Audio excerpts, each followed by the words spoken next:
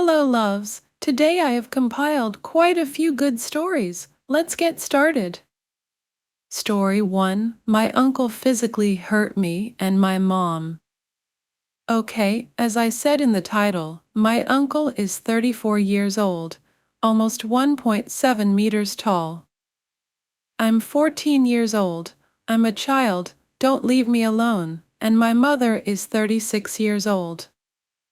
So basically, what happened was it was just the three of us at home. My mom and I were visiting family. There was us, my grandma, and my uncle. But my other uncle and his girlfriend were flying in, and we hadn't seen him in months. So I made posters, and we hung them around the house for when he got there. My grandmother was at the airport to pick them up. We were all supposed to wear a shirt with something written on it, I don't remember what. But my shirt was too small and uncomfortable for me because I usually wear baggy clothes. My uncle said it was silly and that I could wear it for 5 minutes, but I didn't want to because it made me really uncomfortable. Finally, I walked up the stairs to calm down. According to my mother, I can't remember clearly, I kept talking, which made my uncle really mad. I heard him shouting at me, telling me to go back there. I heard my mother scream, I don't know if it was a word or what. I was really worried about her because my uncle has a history of violence. I ran down the stairs and yelled at my uncle. I don't remember much from it, it's all a blur, so this is based on what my mother told me. Okay, my mom and uncle were sitting on the couch. I started running down the stairs. My uncle stood up and started running toward me. My mom tried to stop him to protect me, but he pushed my mom into the wall and floor, injuring her. He ran towards me, I waved my hand, and he pushed me against the wall. The only thing I remember next was me in the corner, my uncle holding my hair in one hand, my mother between us, and me getting punched in the jaw. Both me and my mother fell to the floor, and my uncle just stood there and took my glasses again. My mother and I went out. My mother sat down, her head hurt, and she was very dizzy. I chased the dogs so they wouldn't run away. My uncle ran out to catch the dogs, but I told him to come inside. We argued, and the dogs ran back into the house. At that time, my mother took my phone and called my grandmother. We sat out there for a while. My uncle came out and asked my mother a few questions. She knew my birthday and hers, but she didn't know it was 2023. He took my mother into the house and got her an ice pack. She sat on the chair crying. I sat next to her on the chair and had a panic attack. After what seemed like an eternity, my grandmother, other uncle, and his girlfriend arrived. But my grandmother was more worried about my uncle's dog's reaction than her daughter's health. The uncle just came to ask if my mother was okay. She said she was fine, and he went out with his dog. Everyone acted completely normal with the uncle who beat me. My grandmother stared at me ever since she got there as if she hated me. When my mother felt better and was no longer dizzy, we packed our things and left. When we got home, my mother fell asleep and slept for 12 hours. I couldn't sleep, what happened kept replaying in my head for hours. I finally fell asleep because I had only slept 2 hours the night before. I was showing attitude and being brash, but that doesn't justify a grown man attacking me and my mother over a shirt.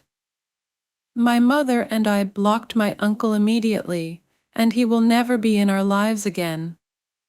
My mom wanted to keep in touch with my grandmother for a bit, but when I woke up, my mom told me she was blocked. She texted her, saying that she and my uncle ruined everything, and she posted about it on Facebook. We will apply for a restraining order against my uncle.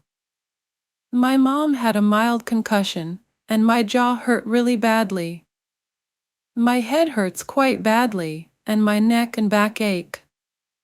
We will get a restraining order against my uncle, and my father will file a police report. I'm so terrified now. I'm afraid to leave the house. My friends are doing everything they can to help me, but there's not much they can do. If you read all this, thank you. We are handling it as best we can. If my jaw doesn't get better in the next few days, I will go to the hospital to get it checked. I don't think it's broken. I think the bone is just bruised, but I still want to get it checked. Story 2. Story about how I lived with a toxic family, I guess. Here's a story about my toxic foster parents and my narcissistic foster sister. Back when I was only 10 years old, my mother was struggling with life, so me and my 4 other siblings were put into foster care since my mother wasn't a good parent to take care of us. Each of us were placed in different homes. 2 of my sisters lived in one home together, the other 2 are split apart, and there is me, who lived alone with no siblings at all. Anyways, as I was saying, I was placed in a Christian home where I lived with a pastor and the first lady and a girl named Destiny. Ever since I met them, I thought I would be treated well, but that's where I was wrong. You see, my foster parents were strict, and when I mean strict, I mean it. They didn't like that fact that I was drawing demonic stuff when I was only drawing silly, harmless cartoons. Back when I was 10, I was the type of kid who was obsessed with horror, video games, and of course drawing, but none of those stuff were welcomed in that house I was placed in. Sometimes I was called the devil for the art I drew, and it was at the point where they even threw away my childhood toys I had as a baby that I had brought to that house as a comfort to remember my family and mother. I was only 10. They ripped every picture I drew that were demonic. They even treated me like an outcast and treated Destiny like she was the best foster daughter in the world. Destiny had the same interest as I did, but she was never punished because she was God's child. Destiny had got many privileges than I did. She would set me up for stuff, manipulate me, sexually touched me, etc. She always wanted attention when really I was the one who needed love and support. To tell the truth, I was jealous of her. She always got what she wanted. She even destroyed my stuff and got away with it, and the best part is she's the reason why my art, my childhood toys were taken away from me. Home wasn't the only place she treated me like shit. At school, she would spread lies about me where at the point I wanted to commit suicide. She even hurt herself just so she could get me into serious trouble, and when I did, she would laugh and giggle to her friends about it the next day. She would tell the school I was a Satanist. Reminder, I'm not 10 at this time where she starts doing her bullshit. I'm 12 at that time. She also fought me countless times over stupid stuff, and when I would fight back, she would bring my foster mother in. Me, a 12-year-old girl, thinking that my foster mom is gonna have my back and help me and defend me from Destiny. No, none of that even happened. I was pinned to the floor by my foster mother while Destiny beat on me. When she got finished, I would be locked in my room alone to cry in. I reported this to my social worker, but nothing was done about it. Now let's talk about my foster mother and father since I got the Destiny stuff out of the way. My foster mother was the type of mother where she would dress you up into pink clothes, bows, and jewelry just for church, just to make you seem like the cutest thing in the world. But my foster father was just a mean man who yelled at me and called me terrible stuff just 'cause I was demonic. But anyways, my foster mother would embarrass me in the church and tell everybody that there's a demon in the church and then points at me. Everyone would look at me with sadness or a shocked face. She would tell them that I would worship the devil in my art I drew. I still remember that day where she called me to the stage and yelled at me for the demon to come out. I would cry for them to stop, but nothing worked. Now you may think this is fake, but this is real. Real stuff that happened to me. But yeah, anyways, they would yell at me for like 2 minutes, and when they were done, they would say, "The demon is gone, child." I would just stand there in fear while I cried because I didn't know what was going on. And then the next day at home, I was claimed to have another demon in me. Thank God I'm out of that house now. I'm scared to go in churches now because of them. Story 3: The Courage to Speak. In a quiet suburban neighborhood, a close-knit family often gathered for Sunday dinners. Among the regular attendees was a young boy named Alex, who always seemed a bit withdrawn. Alex was 12 years old, and his cousins, Mike and Lily, often wondered why he rarely smiled and why his eyes held a sadness that no child should bear. One evening, during one of these family gatherings, Mike noticed a bruise on Alex's arm. When he asked about it, Alex shrugged it off, saying he had fallen off his bike. But Mike wasn't convinced. He had seen similar bruises on Alex before, each time with a different explanation. Mike decided to keep a closer eye on Alex. Over the next few weeks, he noticed more bruises and a growing fear in Alex's eyes whenever his father, Uncle Tom, was around. Tom was known to have a short temper, but the extent of his cruelty was something the family hadn't fully realized. One day, after school, Mike found Alex sitting alone in the backyard, staring blankly at the ground. Mike sat down next to him and gently asked, "Alex, what's really going on? You can trust me." Alex hesitated, tears welling up in his eyes. "It's my dad," he finally whispered. "He's always angry. He hits me for everything. I can't do anything right." Mike felt a surge of anger and sadness. He hugged Alex tightly. "You don't deserve this, Alex. We have to tell someone. This can't keep happening." Alex shook his head vigorously. "No, Mike. He'll hurt me even more if he finds out I told anyone. And he'll hurt Mom too." Mike felt a knot in his stomach. He knew he had to do something, but he also understood Alex's fear. He decided to talk to his own parents first, hoping they would know how to handle the situation. That evening, Mike approached his parents, John and Mary, and told them everything Alex had shared. They listened intently, their faces growing more concerned with each passing moment. "We need to help him," Mike insisted. "We can't just ignore this." John nodded. "You're right, Mike. We can't let this go on.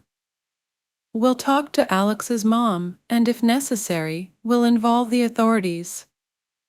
But we have to be careful." The next day, John and Mary invited Alex's mother, Aunt Lisa, over for coffee. As they talked, they gently broached the subject of Tom's temper and the possibility of abuse. Lisa initially denied it, but as tears filled her eyes, she finally admitted the truth. "He's been like this for years," Lisa confessed. "I thought I could manage it, that it would get better. But it's only gotten worse. I'm terrified for Alex, but I don't know how to leave." I don't know where to go. Mary took Lisa's hand. You don't have to do this alone. There are shelters and organizations that can help. We will support you every step of the way. With John and Mary's help, Lisa contacted a local domestic violence shelter. They provided her with resources and a plan to leave safely. Lisa gathered the courage to take action, knowing she had the support of her extended family. One evening, while Tom was out, Lisa packed their essentials and left with Alex to the shelter. It was a difficult and emotional step, but she knew it was the right one. The shelter provided them with a safe place to stay, counseling, and legal assistance. Tom was furious when he found out, but the restraining order kept him at bay. Lisa filed for divorce and sought custody of Alex. The process was long and challenging, but with the support of her family and the shelter, she remained steadfast.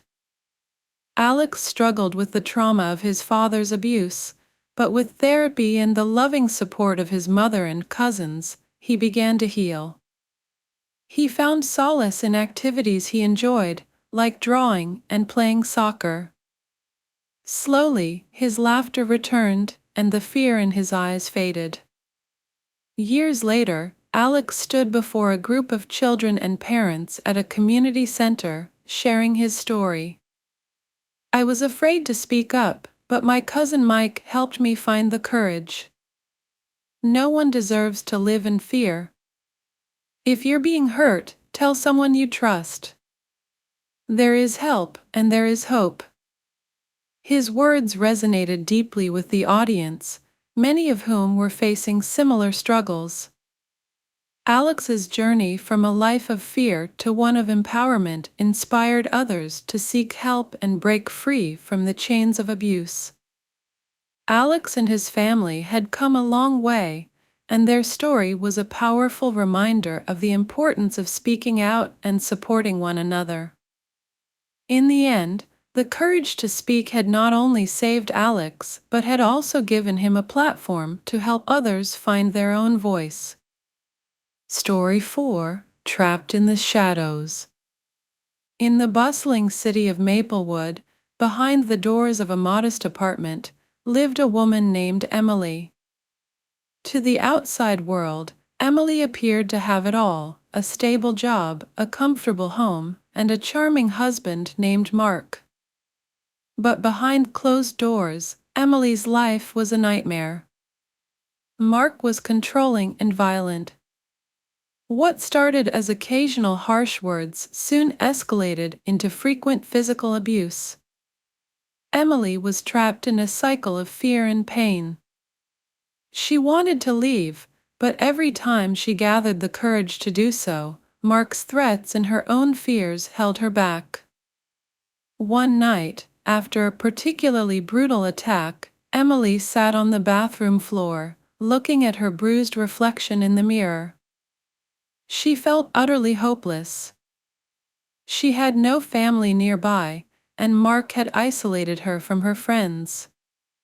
She feared for her life and the repercussions of leaving. Mark had told her countless times, "If you ever try to leave me, you'll regret it." Days turned into weeks, and weeks into months. Emily tried to hide her suffering, putting on a brave face at work and avoiding social interactions. But her colleague, Sarah, noticed the signs. One day, during lunch break, Sarah gently asked, "Emily, are you okay? You seem different lately." Emily hesitated, but the concern in Sarah's eyes gave her a glimmer of hope. She quietly whispered, "I'm not okay, Sarah. I don't know what to do." Sarah reached out and held Emily's hand. "You don't have to go through this alone. There are people who can help you." That evening, with Sarah's encouragement, Emily called the domestic violence hotline. She spoke to a counselor named Jane, who listened patiently as Emily poured out her heart. Jane provided Emily with resources and a plan to leave safely. The next few days were filled with careful planning. Emily gathered important documents, packed a small bag of essentials, and saved enough money for a cab fare. The night of her escape, Sarah waited outside Emily's apartment, ready to take her to a safe house. As Emily quietly left the apartment, her heart pounded with fear. She knew there was no turning back. When she reached Sarah's car, she felt a wave of relief wash over her. They drove to the safe house, where Emily was welcomed with warmth and compassion. The safe house provided Emily with a temporary place to stay, counseling, and legal assistance. With their support, she filed for a restraining order against Mark and started the process of divorce. The journey was not easy, and Emily faced many emotional and legal battles, but she was determined to reclaim her life. With time and therapy, Emily began to heal.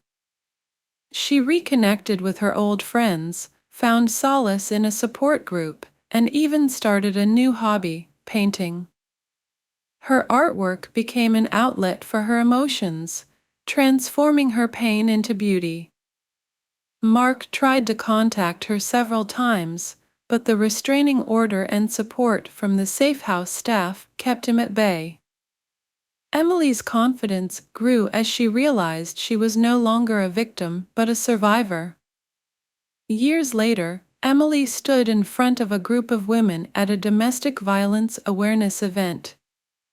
She shared her story, her voice steady and strong. "I was trapped in the shadows for so long, but I found the strength to break free. If I can do it, so can you." Her words resonated with many in the audience, inspiring hope and courage. Emily's journey from a life of abuse to one of empowerment became a beacon of hope for others facing similar struggles. She had learned that the chains of fear could be broken, and that every step toward freedom was a victory. And so, Emily's life, once filled with darkness, became a testament to the resilience of the human spirit and the power of hope.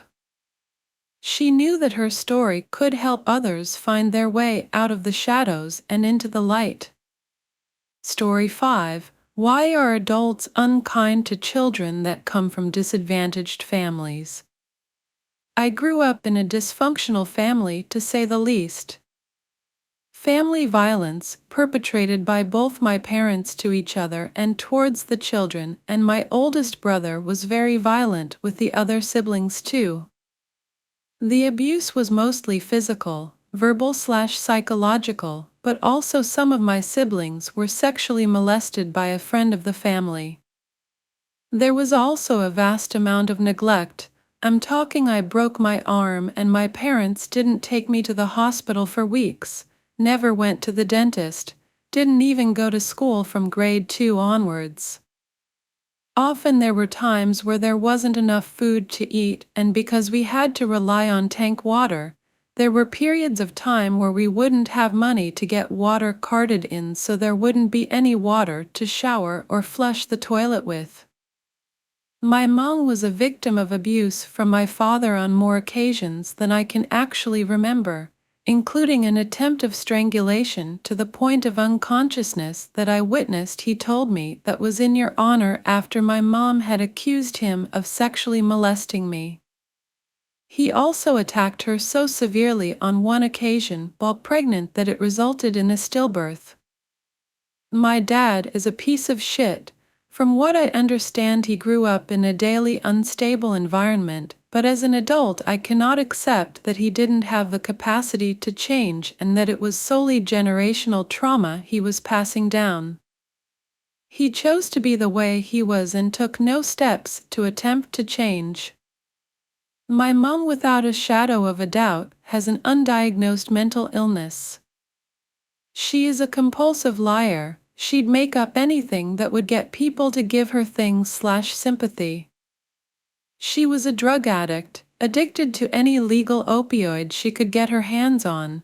This was mostly medication such as paracetamol, codeine, or just straight-up codeine when it was available to purchase OTC. She'd pharmacy hop daily, and there were a few pharmacists that she knew so well she'd send different siblings in with notes to purchase medication for her.